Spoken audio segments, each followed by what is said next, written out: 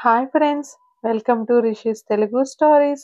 ఎవరైనా మన ఛానల్ని సబ్స్క్రైబ్ చేసుకొని వాళ్ళు ఉంటే సబ్స్క్రైబ్ చేసుకోండి ఫ్రెండ్స్. అలానే వీడియోని లైక్ చేసి షేర్ చేయండి. మీరు లైక్ చేయడం వల్ల నా వీడియోస్ మరికొంతమంది చూసే అవకాశం ఉంటుంది. ఇక స్టోరీలోకి వెళ్ళిపోదాం. ప్రేమ మన్నించుమా 9వ ఎపిసోడ్. ఈ మంత్ సిరి బర్త్డే ఉంది యశు, అంది మను. హా, నాకు తెలిసే. ఆ రోజు మనం దాని దగ్గరకు వెళుతున్నాం. బట్ మరుసటి రోజే రిటర్న్ అవ్వాలి. లీవ్స్ ఎక్కువ లేవు అన్నాడు యశు. నిజంగానా అంటూ మెరిసే కళ్ళతో అడిగింది మను.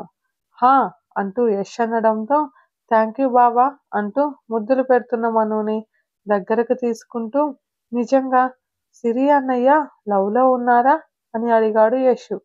నాకు అనిపించింది అంతే. ఎలాగో వెళుతాం కదా, అప్పుడు చూద్దాం అంది మను. హా అంటూ మను గుండెలపై తలపెట్టి నిద్రలోకి జారుకున్నాడు యష్. మను యశు తల నిమురుతూ ఆలోచిస్తూ ఎప్పటికో నిద్రలోకి జారుకుంది. ఉదయం నిద్రలేచిన సిరి టైం చూసి ఫ్రెష్ అయ్యింది.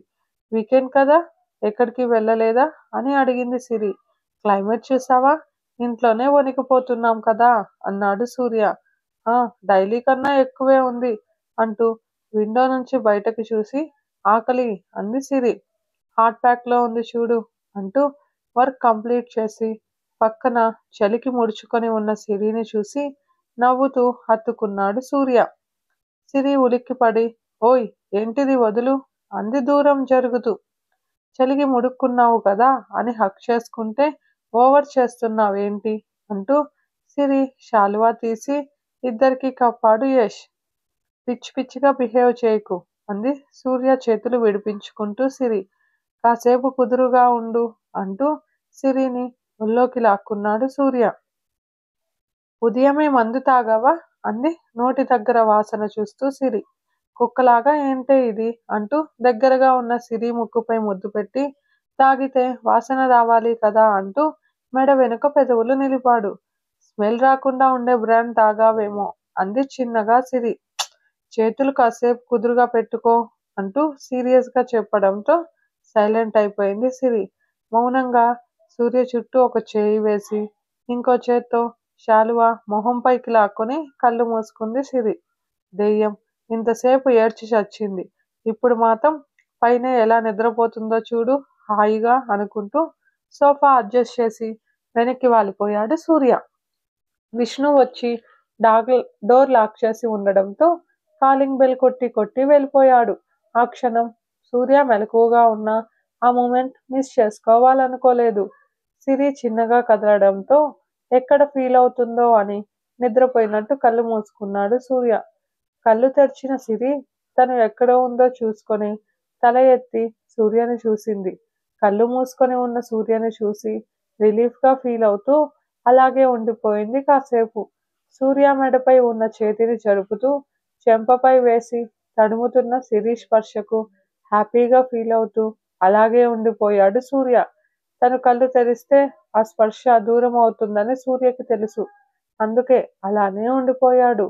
కాసేపటికి సిరి లేవాలని చూడడంతో కదిలినట్టు అటు తిరిగాడు సూర్య. ఎక్కడ సూర్య లేచాడో అని కళ్ళు మూసుకుంది సిరి. నాతో ఆటలు ఆడుతున్నావా అని నవ్వుకుంటూ సిరి నుదుటిన పెదవులు అద్ది తనని సోఫాలో వదిలి మరో చోట కూర్చున్నాడు సూర్య. కాసేపటికి సిరి పైకి లేచి తన రూమ్కి వెళ్ళిపోయింది. అది చూసిన సూర్య చిన్నగా నవ్వుకున్నాడు. మంచు పడడంతో ఇంట్లోనే వర్క్ ఇవ్వడంతో సిరి తన రూమ్లో, సూర్య హాల్లో గడిపేశారు 2 రోజులు. ఈ రాక్షసి నోరు కూడా తెరవడం లేదు, ఇంతలా ఎలా ఉంటోందో అనుకుంటూ మెయిల్ రావడంతో చూశాడు. ఇప్పుడు ఈ మీటింగ్స్ ఒకటి, నేను దానికోసం ఏడుస్తుంటే అనుకుంటూ తప్పక వెళ్ళాలి కాబట్టి నైట్ డిన్నర్ టైంలో సిరికి ఆ విషయం చెప్పాడు.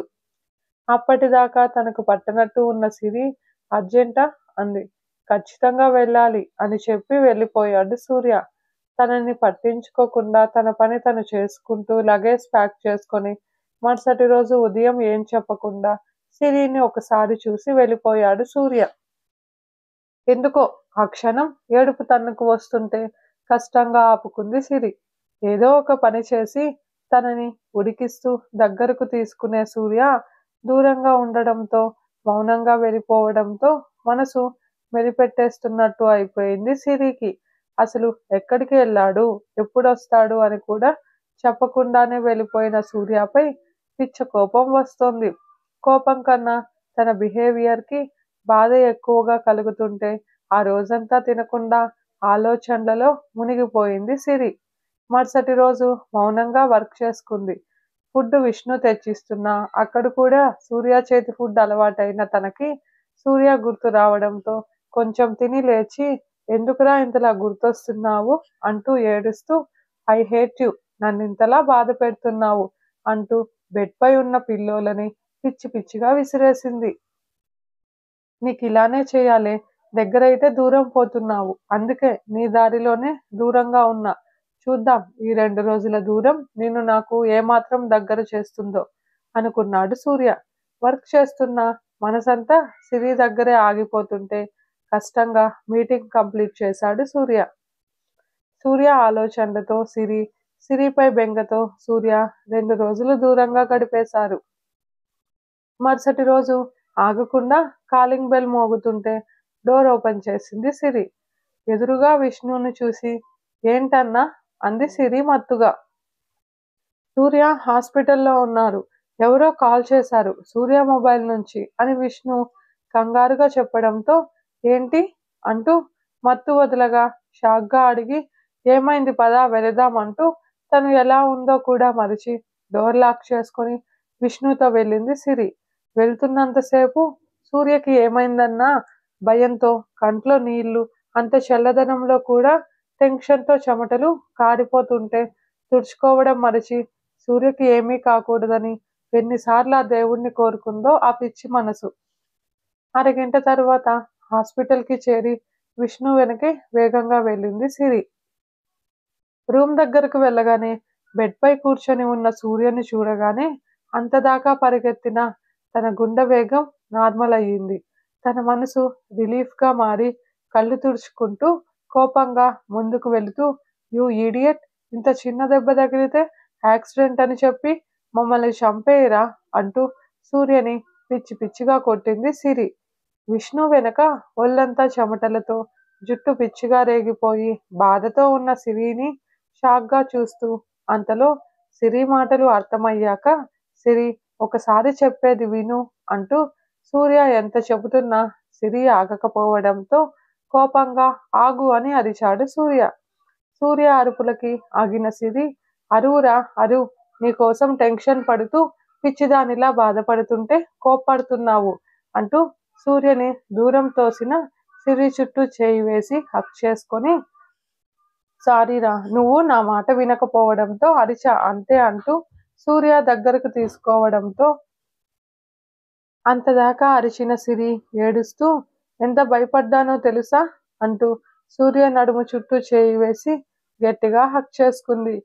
సిరి అలా ఏడుస్తుంటే బాధగా ఉన్నా ఇప్పుడు తన కోసం ఇలా ఉంటే తన మనసు ఇంకోవైపు ఆనందపడుతోంది. వాళ్ళనే మౌనంగా చూస్తున్న విష్ణుని చూసి, మీకెవరు చెప్పారా అన్నాడు సూర్య. దాంతో సిరి దూరం జరిగి మొహం తుడుచుకోవడంతో, తెలీదు, నీ ఫోన్ నుంచి ఎవరో చెప్పారు అన్నాడు విష్ణు. దాంతో తన ఫోన్ వెతుక్కుంటూ బయట రిసెప్షన్లో తన వస్తువులు లగేజ్ ఫోన్ తీసుకొని బిల్ పే చేసి బయటకు వెళ్లారు. అసలేమైందిరా అన్నాడు విష్ణు కారులో కూర్చొని. ఎయిర్పోర్ట్ నుంచి బయటకు వచ్చి క్యాబ్ కోసం చూసారా, లేట్ అవుతుందని ఆ లోపు పక్కన షాపింగ్ మాల్కి వెళ్ళాను. ఏదో చూస్తున్న నేను ఫస్ట్ ఫ్లోర్ నుంచి ఒక పాప స్కిడ్ అయి కింద పడుతుంటే హెల్ప్ చేయాలని వేగంగా వెళ్ళాను. బట్ పాపని పట్టుకునే ప్రాసెస్లో తలకి ఫ్లోర్ బలంగా తగిలి నుదురు అంతా అదిరిందిరా అన్నాడు సూర్య. ఇలాంటి వాటికేం తక్కువ లేదు అని గొనుగుతూ సూర్య నుదుటిన బ్యాండేజ్ చూసి, అన్నా, బ్రేక్ఫాస్ట్ గురించి ఆపు అంది సిరి. నేను తీసుకువస్తాను అంటూ ఒక హోటల్ ముందు కారు ఆపి విష్ణు వెళ్ళడంతో వెంటనే వెనక్కు వెళ్ళి సిరి పక్కన కూర్చున్నాడు సూర్య.